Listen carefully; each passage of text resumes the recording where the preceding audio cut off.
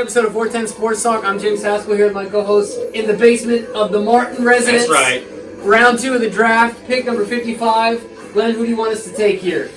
Well, out of the few that are still remaining that I've seen mocked to the Ravens and that we mocked, one of which is Denzel Mims, the 6'3" receiver out of Baylor.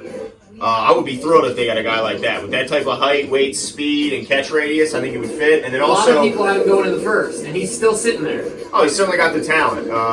What about on the other side of the ball? What are you thinking? Man, I tell you, Zach Bond, we've talked about how he might necessarily not be the best fit as far as scheme goes. Yeah. But I think that Martindale has the ability to set him up to be successful. Also a surprise that he's still there. Are there any running backs you think that would be worth taking right now? Well, I think the shocker that's still out there because of the run that went, the fact that Dobbins is still out there is kind of puzzling. You know, I've seen a few of the experts had him ranked as their number one. I think Our Lads was one of them, who's a very respected company. So to have him still out there when we already saw that run of running backs pass, it's kind of surprising. So Dobbins would certainly be a guy I would think of.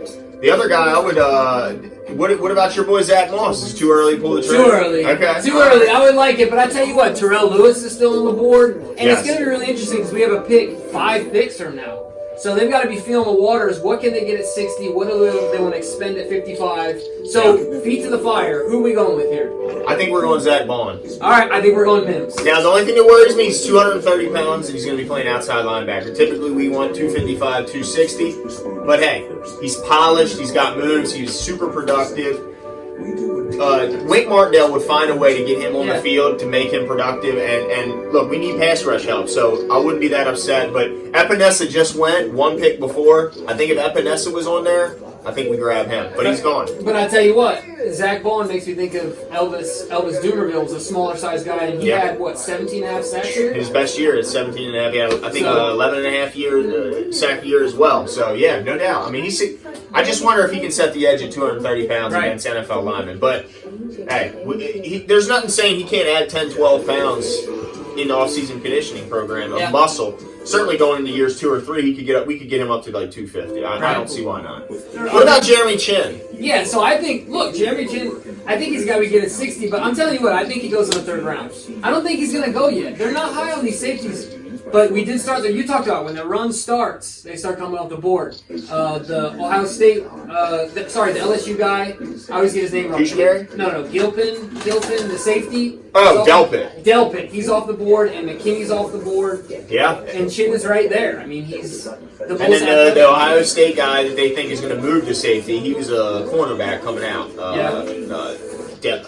What was his name? 1st round pick by the Raiders. The Raiders, yeah. That surprised some people, not everyone. That's going to be interesting. But I think Terrell Lewis is an interesting pick here. If they pass the medicals. Oh, here we go. Here we go, guys. The pick is in. Pick is in. See, D tackle that surprises me. That's Mel's biggest need, in his opinion, is D tackle. He's been a little off today, I feel like. I mean, that's his opinion, but to me, I don't look at D tackle as our number 1 need as of right now. I think interior offensive lineman far outweighs that. I think wide receiver far outweighs that. I mean, defensive tackle, they still have Brandon Williams, who's pretty darn good. And they brought back, Ellis? Yeah, they brought Jelly back. Yeah, brought Jelly back. Brought G-Hyde, who's he's an outside guy, but still D-line depth. Here we go. All right. The pick is in.